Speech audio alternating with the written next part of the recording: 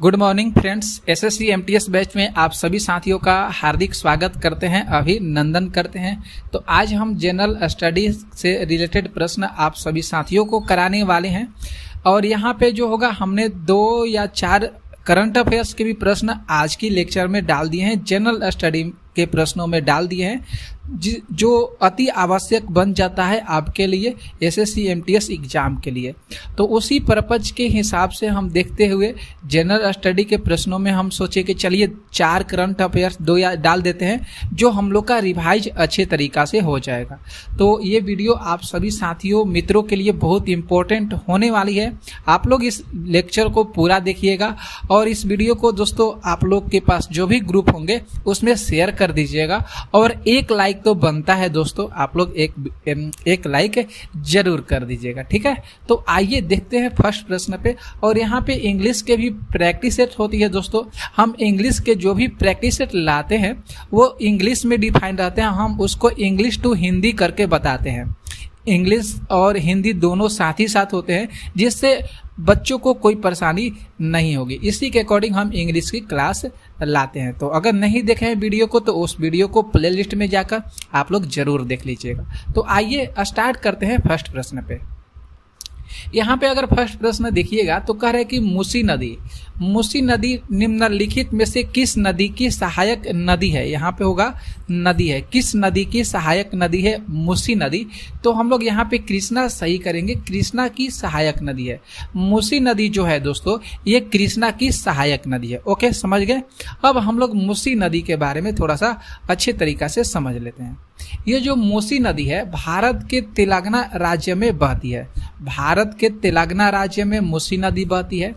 ये कृष्णा नदी की सहायक नदी है। कृष्णा नदी की ये सहायक नदी है, ठीक है। और ये जो है हैदराबाद जो महानगर है इसके किनारे ये जो नदी है बसी हुई है। यह हैदराबाद से कह सकते हैं 90 किलोमीटर पश्चिम में विकाराबाद जिले के अनंतगिरी पहाड़ियों से उत्पन्न होती है। विकाराबाद जिले में अनंतगिरी पहाड़ियों से उत्पन्न होती है। कौन सी नदी? तो मूसी नदी, ठीक है, समझ गए। और पूर्व में नलगोंडा जिले में वाडपल्ली में कृष्णा नदी में संगम हो जाती है। और वहीं से जो पूर्व में ये जो एक जिला पड़ता है साथियों नलगोंडा, वहीं से ये जो है कृष्णा नदी में जाकर मिल जाती है। कौन सी नदी मिल जाती है? तो मूसी नदी मिल जाती है। तो प्रश्न याद रखिएगा कि मूसी नदी कहाँ पे है? तो तेलंगाना राज्य में है, ठीक है। किस नदी की सहायक नदी है? तो कृष्णा नदी की सहायक नदी है। ओके, समझ गए। नेक्स्ट प्रश्न हम लोग देखेंगे, प्रश्न संख्या 2 जो है। यहाँ पे जो 2 प्रश्न है, अपशिष्ट जल उपचार की प्रक्रिया को सामान्यतः डैश उपचार कहा जाता है। जो अपशिष्ट जल होते हैं इसमें उपचार की जो प्रक्रिया होती है सामान्यतः उस उपचार का क्या नाम हो सकता है?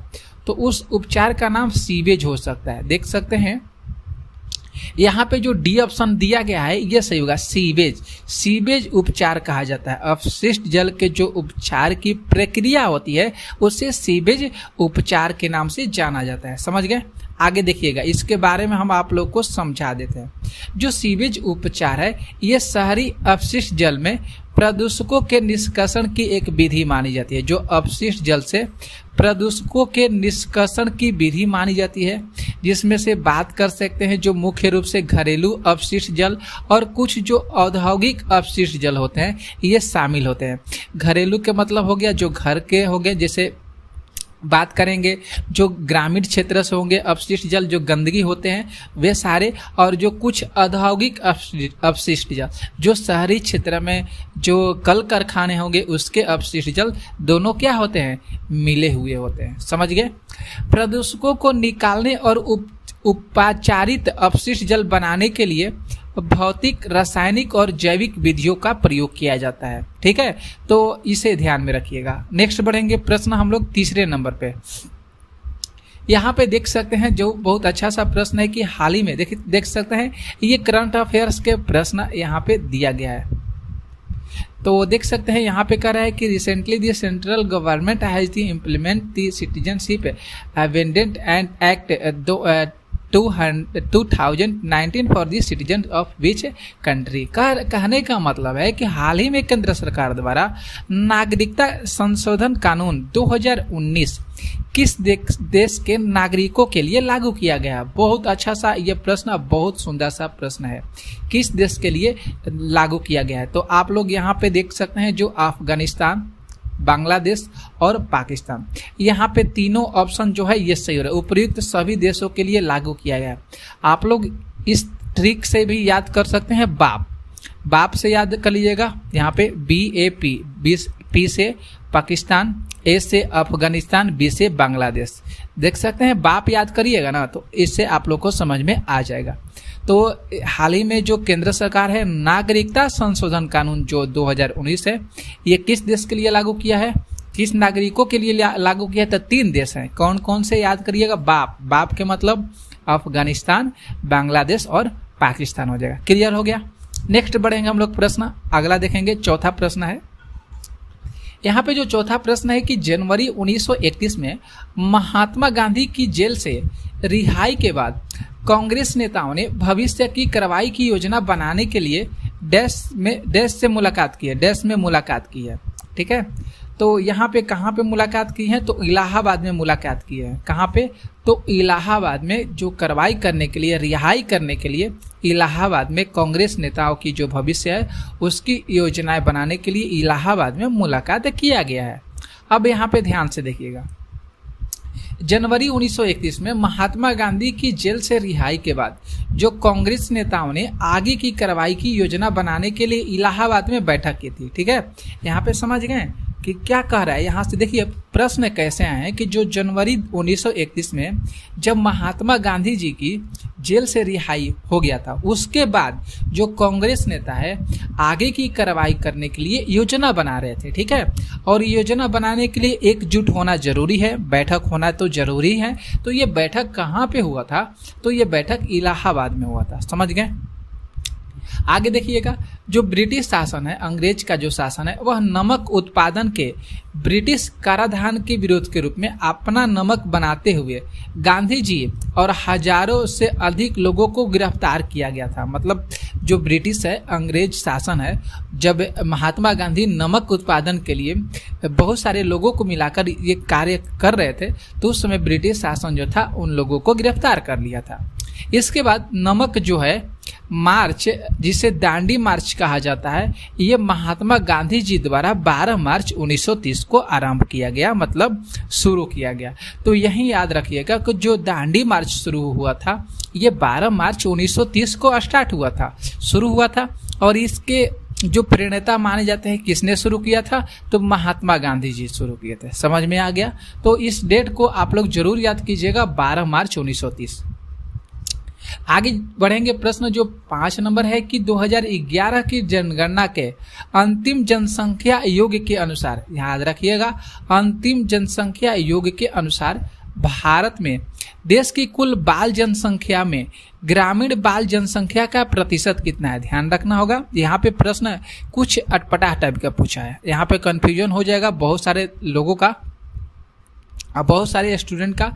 तो भारत में देश की जो कुल बाल जनसंख्या और ग्रामीण बाल जनसंख्या का कितना प्रतिशत है, ये प्रश्न पूछा है। तो देख सकते हैं कितना प्रतिशत हो जाएगा, तो 54.05%। कितना है, तो 54.05% है। ओके, समझ गए। अब इसको थोड़ा सा ध्यान से हम लोग समझ लेते हैं। जब 2011 की जनगणना हुआ था भारत देश में, उस समय जो ग्रामीण बाल जनसंख्या थी वह 74.05% थी।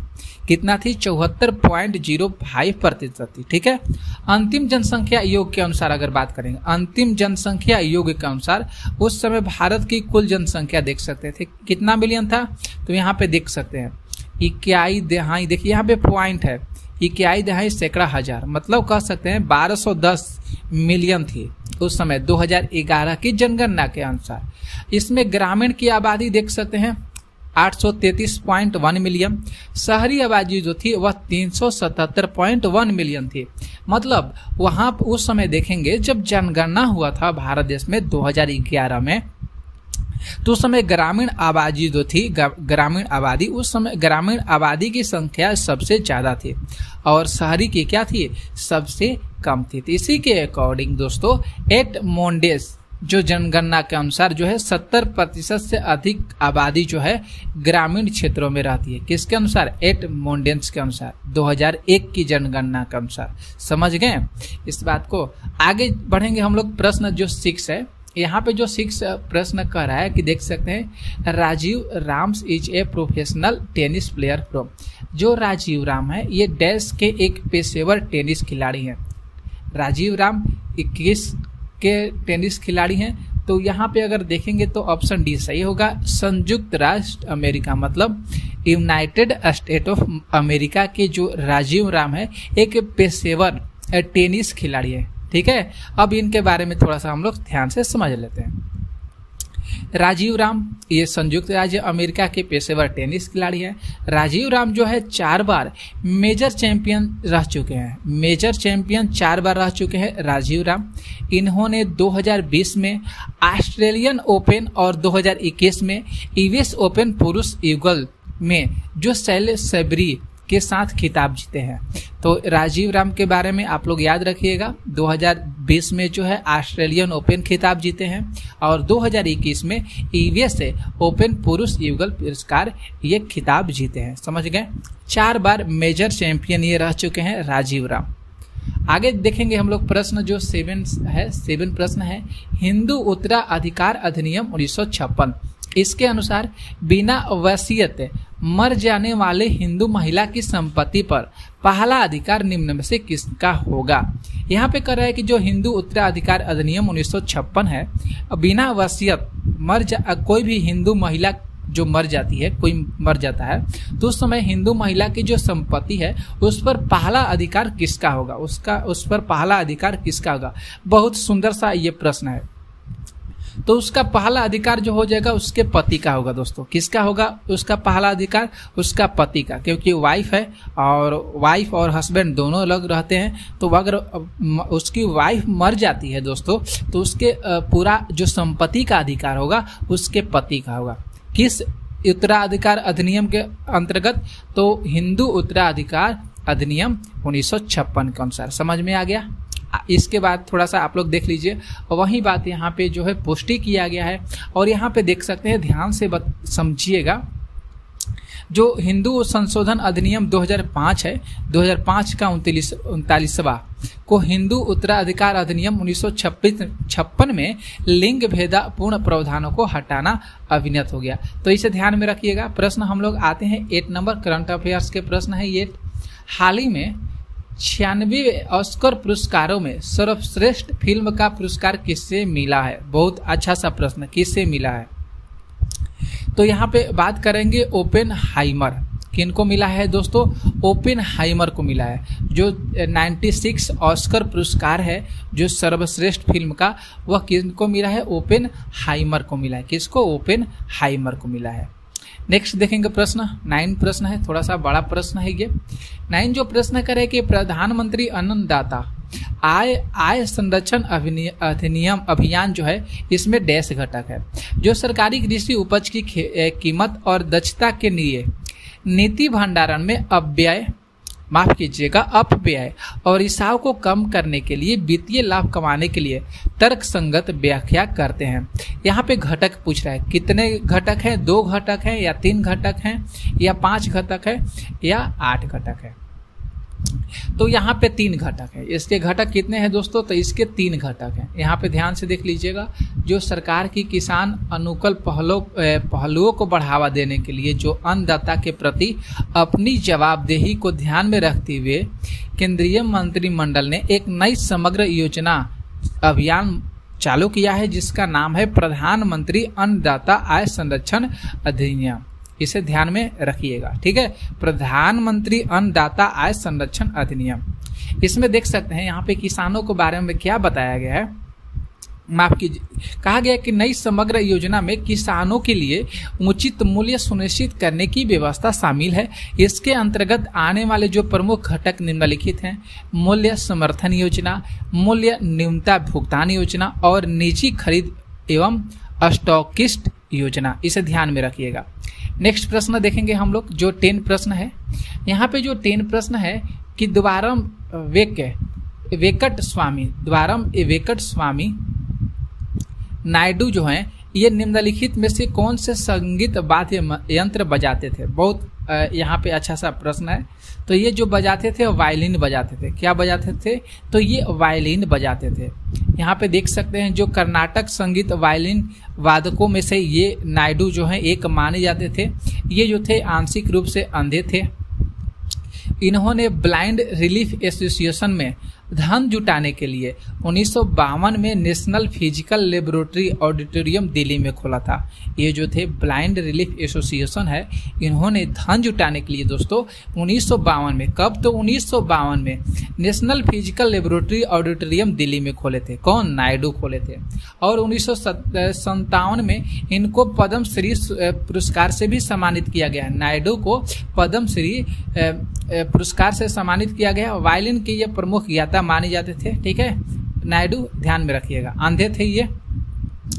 11 यहाँ पे जो प्रश्न देखिएगा, कह रहा है कि रज्जुकी संघ के जीवों के संबंध में निम्नलिखित में से कौन सा सही है? रज्जुकी संघ के जीवों के संबंध में, तो यहाँ पे जो बी ऑप्शन है ये सही हो रहा है। इसमें पृष्ठ रज्जु पाया जाता है। इसमें क्या होता है? इसमें पृष्ठ रज्जु पाया जाता है। ठीक है, अब थोड़ा सा ध्यान में इसके बारे में समझ लीजिए। रज्जु की मतलब संघ कार्डिडेटा के समूह है ये, जिसमें कशेरुकी और कई निकट रूप से संबंधित अकशेरुकी शामिल है। जैसे रज्जुकी की बात करेंगे, मौलिक विशेषता क्या है? ये पृष्ठ रज्जु की उपस्थिति होती है इसके अंदर। पृष्ठ ब्यूबलर तलिका कार्ड की उपस्थिति होती है, ग्रसनी गिल की उपस्थिति और गुर्दा के बाद पूंछ की उपस्थिति। तो ये सारे चीज जो है रज्जुकी की विशेषता है। देख सकते हैं यहीं से प्रश्न आया हुआ है। अब यहाँ पे जो रज्जुकी की अन्य महत्वपूर्ण विशेषताओं में से एक अधर हृदय की उपस्थिति भी शामिल होती है इसके अंदर। ठीक है, इसके बाद आगे देखेंगे जो 12 प्रश्न है दोस्तों, निम्नलिखित में से क्या निष्फल भूमि का एक मुख्य कारण है? निष्फल भूमि का मुख्य कारण क्या है? तो मृदा अपरदन, जिसको हम सॉइल इरोजन कहते हैं, इरोसिन कहते हैं। ठीक है, यहाँ पे देख सकते हैं जो मृदा अपरदन है ये प्राकृतिक रूप से घटक है, ये भौतिक प्रक्रिया है। यह जो है जल, हवा जैसी प्राकृतिक भौतिक बलों द्वारा भूमि के ऊपरी मृदा के कणों को अलग कर बहा ले जाता है। यह सभी प्रकार की भू आकृतियों को प्रभावित करता है। यह निष्फल भूमि के मुख्य कारण है।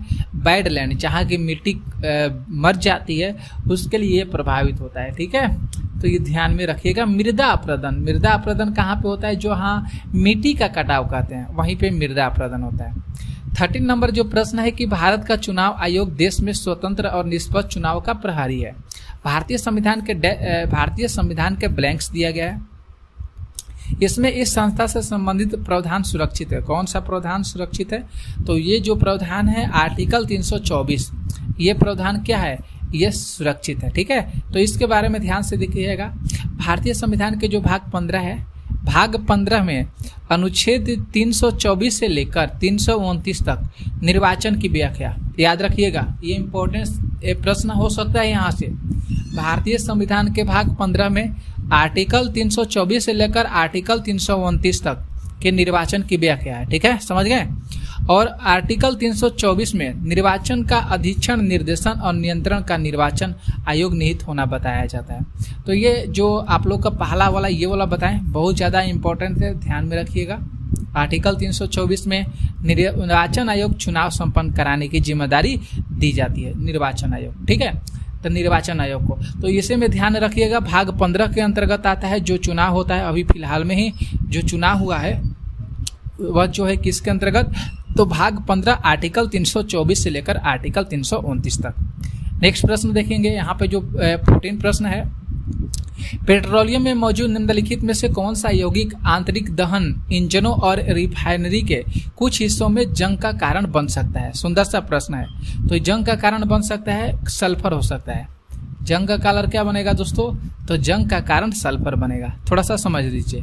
पेट्रोलियम में जो सल्फर है, जिसको गंधक बोला जाता है, ये आंतरिक दहन इंजन और रिफाइनरी के हिस्सों में क्षय का कारण बन सकता है। क्षय का, H2SO4 इसका उपयोग जो है पेट्रोलियम के शोधन में सल्फर और अन्य यौगिक को हटाने के लिए किया जाता है। H2SO4 सल्फ्यूरिक अम्ल का, ठीक है। और इसका प्रतीक S होता है, परमाणु क्रमांक 16 होता है, परमाणु द्रव्यमान 32 U होता है। इसके बाद आगे चलेंगे, प्रश्न 15 है। 15 यहाँ पे प्रश्न है कि हाल ही में अंतर्राष्ट्रीय खगोल संघ ने एक क्षुद्र ग्रह का नाम किस भारतीय के नाम पर रखा है? क्षुद्र ग्रह का नाम किस भारतीय के नाम पर रखा गया है?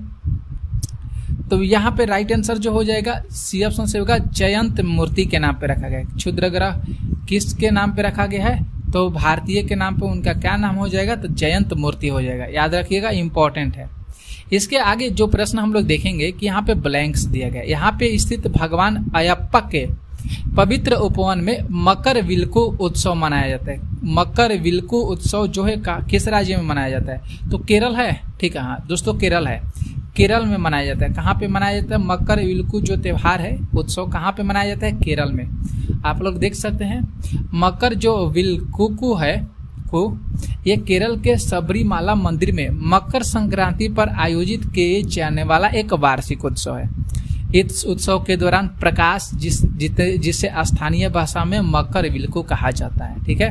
प्रकाश मकर विलक्कू कहा जाता है, इसे ध्यान में रखिएगा। ये सबरीमाला मंदिर के पास में मनाया जाता है, जिसको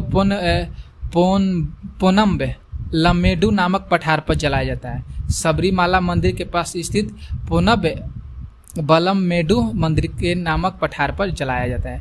अगला जो प्रश्न है 17 प्रश्न है, हाल ही में गगनयान मिशन के तहत कौन से पायलट का चयन नहीं हुआ है? कौन से पायलट का चयन नहीं हुआ है? तो देखेंगे प्रशांत नायर, अंगद प्रताप, अजीत कृष्णा शुभांशु शुक्ला का चयन हुआ है। यहाँ पे ये ऑप्शन दिया गया है ओल्गे कोनानके, इनका चयन नहीं हुआ है, क्योंकि ओल्गे जो कोनानके हैं दोस्तों ये अंतरिक्ष में 1000 दिन तक रहे हैं। ओल्गे जो कोनानेको हैं ये अंतरिक्ष में 1000 दिन तक रहने वाले व्यक्ति हैं, और ये जो व्यक्ति हैं रूस के रहने वाले हैं। कहाँ, किस देश के रहने वाले हैं? तो रूस के रहने वाले हैं।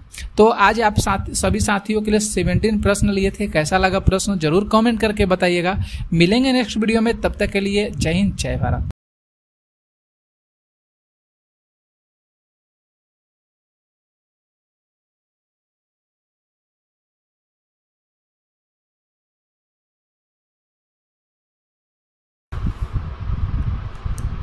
गुड मॉर्निंग फ्रेंड्स, आप सभी साथियों का हम इस चैनल में स्वागत करते हैं, हार्दिक अभिनंदन करते हैं। तो SSC MTS प्रैक्टिस सेट हम डेली आप लोगों को यहाँ पे इस चैनल पर करा रहे हैं। तो जितने भी अभ्यर्थी इस बार SSC MTS का एग्ज़ाम दे रहे हैं और फॉर्म फिलअप कर लिए हैं, तो उनके लिए ये जो चैनल है बहुत अच्छा है, बेस्ट है। आप लोगों को हम डेली यहाँ पे जनरल अवेयरनेस और इंग्लिश के प्रैक्टिस करा रहे हैं, जो एग्ज़ाम के लिए ज़्यादातर बहुत ज़्यादा इम्पोर्टेंट है। तो आज हम लोग जनरल जो अवेयरनेस है, जनरल स्टडी है, उसमें से एक टॉपिक लिए हैं जो सोशल साइंस। इसी के अकॉर्डिंग आज हम लोग क्लास में प्रश्नों को करने वाले हैं। तो मेन हम लोग का फोकस होगा, टारगेट होगा 25/25, क्योंकि SSC MTS में 25 नंबर के जनरल अवेयरनेस के प्रश्न आते हैं। तो हम लोग का मेन टारगेट, मेन मोटो है 25 नंबर किसी भी कीमत पर हम लोग को लेना है तो लेना है, और इंग्लिश में भी हम 25 नंबर आप लोग को दिलवाएंगे इस चैनल से। तो आप लोग इस चैनल से जुड़िए, 50 नंबर हम लोग किसी भी कीमत पर लेने वाले हैं इस चैनल से, ठीक है। तो आप लोग इस चैनल को सब्सक्राइब कीजिए, लाइक कीजिए और इस चैनल को शेयर भी जरूर कर दीजिए अपने दोस्त मित्रों के पास, ठीक है। तो आइए देखते हैं सबसे ज़्यादा इम्पोर्टेंट प्रश्न आज की क्लास में। तो देखिए यहाँ पे जो फर्स्ट प्रश्न है, निम्नलिखित में से किस नदी का प्राचीन नाम बिपाशा है? किस नदी का प्राचीन नाम जो हो जाएगा यहाँ पे बिपाशा हो जाएगा। आप लोग यहाँ पे देख सकते हैं बिपाशा कौन से नदी का प्राचीन नाम है। तो राइट आंसर की बात करेंगे तो ब्यास नदी का नाम, ब्यास नदी का प्राचीन नाम क्या है दोस्तों? बिपाशा है, ठीक है। ब्यास नदी का प्राचीन नाम बिपाशा है। अब थोड़ा सा हम लोग ब्यास नदी के बारे में समझ लेते हैं। ब्यास नदी का प्राचीन नाम आप लोगों को बता दिए बिपाशा है, ठीक है। ये कहाँ से निकलती है?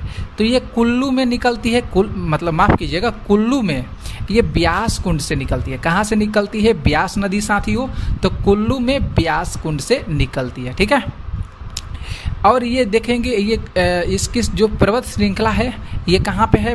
व्यासकुंड। तो पीर पंजाल पर्वत श्रृंखला में, पीर पंजाल पर्वत श्रृंखला में एक दारा है जिसका नाम है रोहतांग दर्रे में है।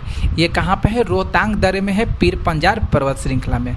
तो रोहतांग दर्रे जो है पीर पंजाल पर्वत श्रृंखला में स्थित है। ठीक है, तो ध्यान में रखिएगा, प्रश्न आ सकता है रोहतांग दर्रा कहाँ पे है? तो पीर पंजाल पर्वत श्रृंखला में स्थित है। ठीक है, आगे देखिएगा, ये जो है नदी कहाँ कहाँ बहती है दोस्तों? तो कुल्लू में, मंडी में, हमीरपुर में और कांगड़ा में बहती है। इतना सारा चीज़ आप लोग को जो फैक्ट बता है इसे ध्यान में रखिएगा। अब हम आप लोग को कुछ नदियों के प्राचीन नाम बता देते हैं जो एग्जाम में के लिए ज़्यादातर इम्पोर्टेंट है। इस तरह के प्रश्न आएंगे तो देख सकते हैं आप लोग यहाँ पे नदियाँ और उसके प्राचीन नाम। ठीक है, तो चिनाब नदी का जो प्राचीन नाम है आस्किनी है, सतलज का सतुद्री हो जाएगा, रावी का परुणा, झेलम का बितसता, गंडक का सदानीरा और गोमती का गोमल हो जाएगा। तो यहाँ पे जो भी हम नदियों के प्राचीन नाम का उल्लेख किए हैं आप लोग इसे जरूर याद रखिएगा दोस्तों, जरूर से जरूर आप लोग याद करिएगा। हम इस पर स्टार डाल देते हैं क्योंकि प्रश्न यहाँ से आ सकते हैं, नदियाँ और उसके प्राचीन नाम। ओके, याद रखिएगा ना आप लोग? तो याद रखिएगा, तो आप लोग एक लाइक जरूर करिएगा। जो भी साथी देख रहे होंगे तो लाइक साथ ही साथ जरूर करिएगा दोस्तों, देखते हुए भी लाइक कर लीजिएगा। नेक्स्ट प्रश्न की हम लोग बात करते हैं। जो सेकंड प्रश्न है यहाँ पे कि निम्नलिखित में से ब्रह्मांड के लिए दूसरा शब्द कौन सा है? ब्रह्मांड के लिए दूसरा शब्द कौन सा प्रयुक्त होता है? मतलब ब्रह्मांड का पर्यायवाची शब्द कौन सा हो जाएगा? तो कॉस्मस याद रखना होगा आप लोग को। कॉस्मस जो है ब्रह्मांड का एक पर्यायवाची शब्द माना जाता है। जो ब्रह्मांड है आप लोग देख सकते हैं, कुछ यहाँ पे हम पॉइंट बता दिए हैं। जो ब्रह्मांड है ये लैटिन भाषा के यूनिवर्सम से लिया गया है। ये भी प्रश्न आता है या आप लोगों को जानकारी के लिए बता देते हैं, प्रश्न भी आते हैं, जानकारी भी आप लोग को अच्छी तरीक़ा से हो जाएगा। ब्रह्मांड शब्द जो है लैटिन भाषा के यूनिवर्सम से लिया गया है। इसका निर्माण करेंगे तो महाविस्फोट यानी बिग बैंग से हुआ है। यहाँ इसका निर्माण जो है ब्रह्मांड का किससे हुआ है? तो महाविस्फोट यानी बिग बैंग से हुआ है। ठीक है, तो ब्रह्मांड के कई नाम है, कॉस्मस भी ब्रह्मांड का एक पर्यायवाची शब्द हो जाएगा। समझ में आ गया? नेक्स्ट बढ़ेंगे हम लोग प्रश्न तीसरे पे।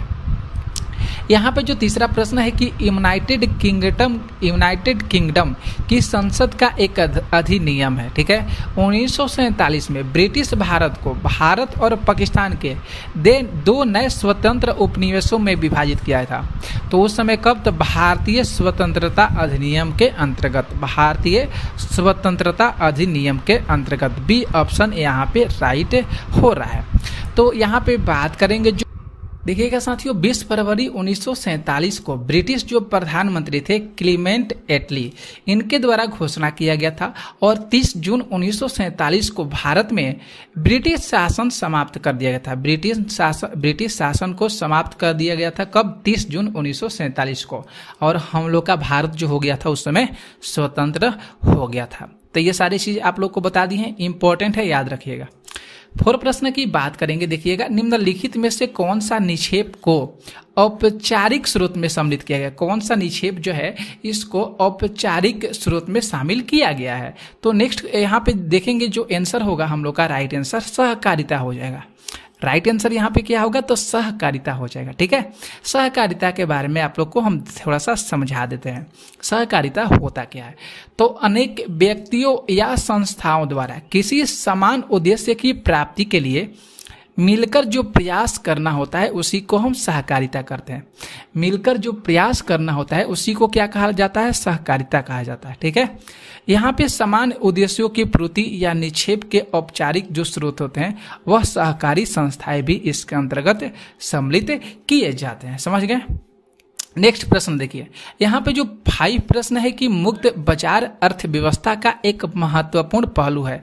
मुक्त बाजार अर्थव्यवस्था जो है, अर्थव्यवस्था का एक महत्वपूर्ण पहलू इसमें से कौन सा होगा? तो सी ऑप्शन हम लोग सही करेंगे, पूंजीवादी हो जाएगा। कौन सा हो जाएगा दोस्तों? तो पूंजीवादी हो जाएगा। ये जो है मुक्त बाजार अर्थव्यवस्था का एक महत्वपूर्ण पहलू है, पूंजीवादी। अब थोड़ा सा पूंजीवादी के बारे में हम लोग समझ लेते हैं। यहाँ पे देखिए, जो मुक्त बाजार जो है एक ऐसी आर्थिक अर्थव्यवस्था होती है जिसमें माल और सेवाओं की कीमतें खुले बाजार में निर्धारित होती है। ये जो है मुक्त बाजार आर्थिक व्यवस्था है जिसमें जो माल होते हैं ये और सेवाओं की जो कीमतें होती है ये खुले बाजार से निर्धारित किए जाते हैं। इसमें जो है निजी संपत्ति का अधिकार होता है, खुद आपका अधिकार होता है इसमें, जिसका प्रयोग व्यक्तियों के द्वारा स्वयं के लाभ के लिए किया जाता है।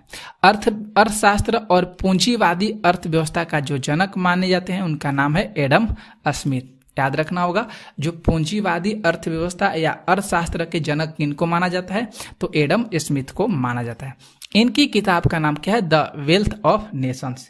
इनकी किताब का क्या नाम है? द वेल्थ ऑफ नेशंस हो जाएगा। ठीक है, नेक्स्ट प्रश्न की बात करेंगे। जो 6 प्रश्न है कि निम्नलिखित में से किस अधिनियम को भारतीय संविधान के पूर्वगामी के रूप में माना जाता है? किस अधिनियम को भारतीय संविधान के पूर्वगामी के रूप में माना जाता है? तो वह हो जाएगा भारत सरकार अधिनियम 1935। सी ऑप्शन यहाँ पे सही होगा, भारत सरकार अधिनियम 1935। ठीक है, जो इसको हम यहाँ पे देख सकते हैं भारतीय संविधान के पूर्वगामी के रूप में जाना जाता है। ठीक है, इसके बारे में थोड़ा सा समझ लेते हैं। भारत सरकार जो अधिनियम 1935 है ये भारतीय संविधान का पूर्वगामी के रूप में माना जाता है। क्यों माना जाता है? क्योंकि भारत सरकार अधिनियम का अधिकांशतः जो भाग है ये वर्तमान संविधान में समाहित है। भारत सरकार का जो अधिकांशतः भाग है ये कहाँ पे समाहित है? तो संविधान में समाहित है। जैसे बात करते हैं कि जो भारतीय संविधान की जो 7वीं अनुसूची है इसमें संघीय सूची, प्रांतीय सूची और समवर्ती सूची, कितनी सूची? 3 सूची, संघीय सूची, प्रांतीय सूची और समवर्ती सूची। इसके अंतर्गत क्या क्या आता है? तो प्रांतीय स्वायत्तता, इसके बाद द्विसदनीय विधानमंडल, संघीय न्यायालय, भारतीय रिजर्व बैंक, संघ एवं राज्यों के लिए लोक सेवा आयोग का गठन और राज्यपाल का प्रावधान इत्यादि सारे लोग जो है इसके अंतर्गत आते हैं, जो भारतीय संविधान की 7वीं अनुसूची के अंतर्गत आते हैं। समझ में आ गया? नेक्स्ट बढ़ते हैं प्रश्न, देखिएगा 7 जो यहाँ पे प्रश्न है कि ब्रह्मांड की स्थिर अवस्था की संकल्पना के बारे में किस वैज्ञानिक ने विचार किया था? तो उस वैज्ञानिक का नाम हो जाएगा फ्रेड हायल। किस वैज्ञानिक ने विचार किया था? तो फ्रेड हायल ने विचार किया था। अब इनके बारे में समझ लेते हैं, फ्रेड हायल के बारे में। तो 20वीं सदी के जो प्रतिभाशील ब्रह्मांड विज्ञान शास्त्री थे उनका जो नाम था फ्रेड हायल। इन्होंने ब्रिटिश गणितज्ञ हर्मान बांडी और अमेरिकी जो वैज्ञानिक थे थॉमस गोल्ड के साथ संयुक्त रूप से मिलकर ब्रह्मांड की उत्पत्ति के सिद्धांत को प्रस्तुत किए। तो ये जो तीनों वैज्ञानिक थे इन्होंने ब्रह्मांड की उत्पत्ति करने में सबसे अहम रोल दिए हैं। ठीक है, यह सिद्धांत जो है स्थिर अवस्था संकल्पना के नाम से विख्यात माना जाता है। इनके द्वारा जो तीनों वैज्ञानिक हैं जिनके द्वारा ये ब्रह्मांड की उत्पत्ति का सिद्धांत प्रस्तुत किया गया है इसको क्या माना जाता है? स्थिर अवस्था संकल्पना के सिद्धांत माना जाता है। समझ गए? नेक्स्ट प्रश्न की बात करते हैं। नेक्स्ट प्रश्न 8 है कि भारत जन के नाम पर इंडिया का नाम भारत रखा गया। निम्नलिखित में से किस वेद में इस जन का सर्वप्रथम उल्लेख मिलता है? तो किस वेद में मिलता है? तो ऋग वेद में मिलता है। किस वेद में मिलता है साथियों? तो ऋग वेद में मिलता है। ठीक है, याद रखिएगा। अब ऋग वेद के बारे में बहुत इंपॉर्टेंट फैक्ट आप लोग को बता रहे हैं जहां से अधिकांशतः प्रश्न आते हैं। तो ऋग्वेद में सर्वप्रथम भारत जन का उल्लेख है, ये जिनके नाम पर इंडिया का नाम भारत रखा गया। ऋग्वेद जो है प्राचीनतम वेद है। कुल इसमें 10 मंडल और 1028 सूक्त हैं। समझ में आ गया? 10 मंडल और 1028 सूक्त हैं। इस वेद को पढ़ने वाले ऋषि का नाम होत्रु कहते हैं। ऋग्वेद का जो पहला और 10वां जो मंडल है सबसे अंत में जोड़ा गया। पहला और जो 10वां मंडल है इसको सबसे अंत में जोड़ा गया था। समझ गए? आगे बढ़ते हैं। प्रश्न जो नेक्स्ट नंबर प्रश्न है 9 प्रश्न है 1950 में किस रूसी खगोल शास्त्री ने निहारिका परिकल्पना को संशोधित किया और यह प्रस्तावित करते हुए सूर्य मुख्य रूप से हाइड्रोजन और हीलियम के साथ साथ धूल से युक्त एक सौर निहारिका से घिरा हुआ है। यह प्रश्न जो है SSC MTS हवलदार में प्रश्न आया हुआ है। तो यहाँ पे जो ऑप्शन जो डी हो जाएगा यह सही होगा ऑटो सीमोट। ऑटो जो सीमिड है ये सही हो जाएगा। ठीक है, तो यहाँ पे थोड़ा सा समझ लेते हैं। 1950 में ऑटो सीमिड जो रूसी खगोल शास्त्री हैं, इन्होंने निहारिका परिकल्पना को संशोधित किए हैं और इन्होंने ये प्रस्तावित भी किए हैं कि जो सूर्य है मुख्य रूप से हाइड्रोजन हीलियम के साथ साथ धूल में युक्त सौर निहारिका से क्या है, घिरा हुआ है। कि इनका नाम जरूर याद रखिएगा, रूसी खगोल शास्त्री हैं ऑटो सीमिड। ठीक है, नेक्स्ट प्रश्न देखेंगे 10। यहाँ पे जो 10 प्रश्न है कि भारत सरकार अधिनियम 1919 को किस और नाम से जाना जाता है, तो उसका नाम हो जाएगा मॉन्टेस्क्यू चेम्सफोर्ड रिपोर्ट। यहाँ पे डी ऑप्शन सही होगा। भारत सरकार अधिनियम 1919 को मॉन्टेग्यू चेम्सफोर्ड रिपोर्ट के नाम से जाना जाता है। समझ गए। 11 प्रश्न है कि समष्टि मिश्र अर्थशास्त्र निम्नलिखित में से किस अध्ययन से संबंधित है। जो समष्टि मिश्र अर्थशास्त्र है ये किस अधिनियम से संबंधित है, तो ये अधिनियम जो हो जाएगा यहाँ पे डी ऑप्शन से देखेंगे, दोनों सही हो रहा है।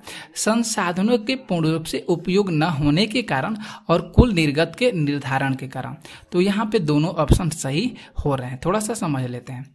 समष्टि अर्थशास्त्र में समस्त जो आर्थिक क्रियाएं होती है इसका संपूर्ण अध्ययन किया जाता है।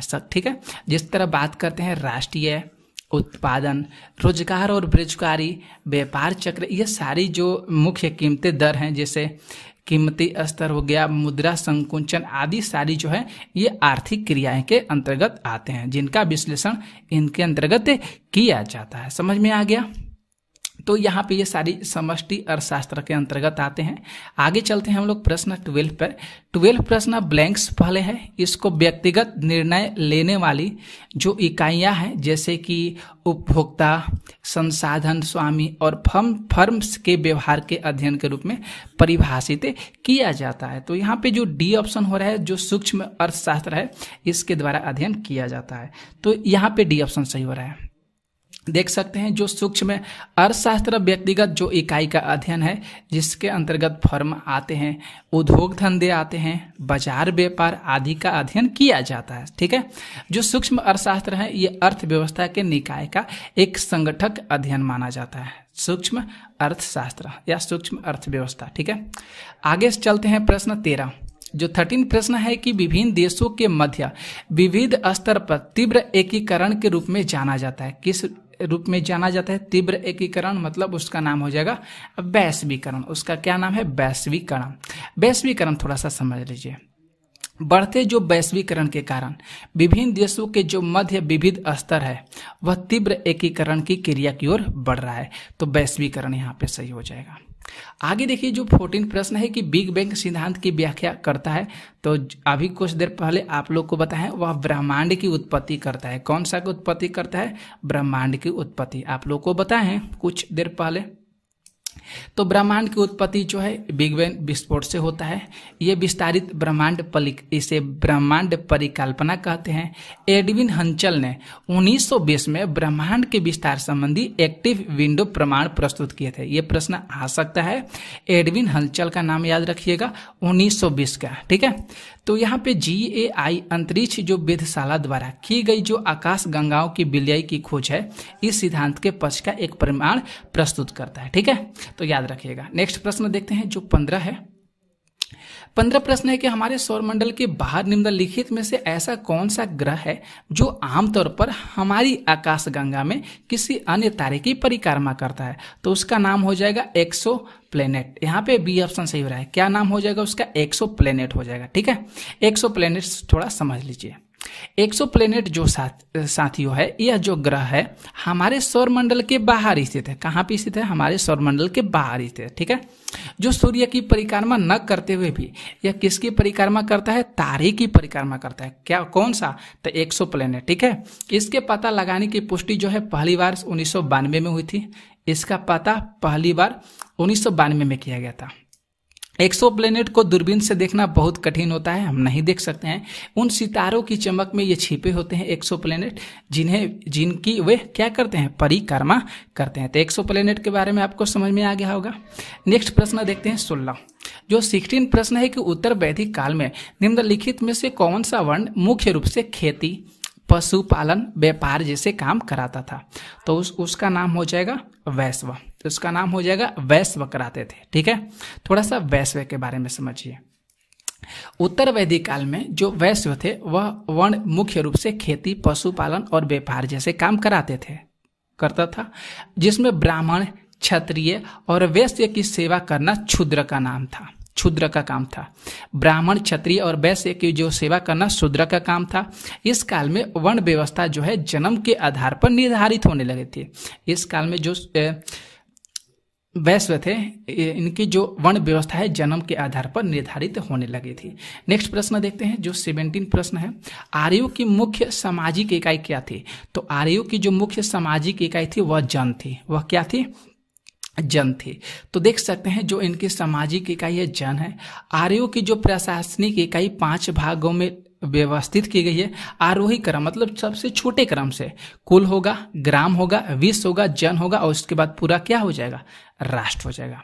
तो ग्राम का जो मुखिया होता है ग्रामीण, विंश का प्रधान विस्पति, जन के शासक राजन होते हैं। तो ये इंपॉर्टेंट है, ध्यान में रखिएगा। नेक्स्ट प्रश्न देखेंगे जो 18 प्रश्न है, लास्ट प्रश्न है। 18 जो प्रश्न है कि 4 वेदों में से किसमें बुरी आत्माओं और बीमारियों से बचने के लिए जादू मंत्र और तंत्र मंत्र का संग्रह है? कौन सा वेद है? बहुत सुंदर सा प्रश्न है। तो अथर्ववेद है। कौन सा वेद है? अथर्ववेद है। तो देख लीजिए 4 वेदों में से अथर्ववेद में बुरी आत्माओं और बीमारियों से बचने के लिए जादू मंत्र और तंत्र मंत्र का संग्रह है। ठीक है, यहाँ पे जो अथर्व ऋषि जो है इस वेद में कुल 731 मंत्र और 6000 पद्म है। अथर्ववेद में कितने मंत्र हैं? 731 मंत्र और 6000 पद्म है अथर्व ऋषि के अनुसार। तो हम लोग के लिए 18 प्रश्न आज की क्लास में किए हम लोग, जो आपके लिए इम्पोर्टेंट था। तो कैसा लगा आज की क्लास आप लोग जरूर बताइएगा कमेंट करके, और इस वीडियो को शेयर भी जरूर करिएगा। ठीक है, मिलते हैं हम लोग जनरल अवेयरनेस के प्रश्नों के साथ कुछ ही देर में। तो आप लोग इस चैनल पर बने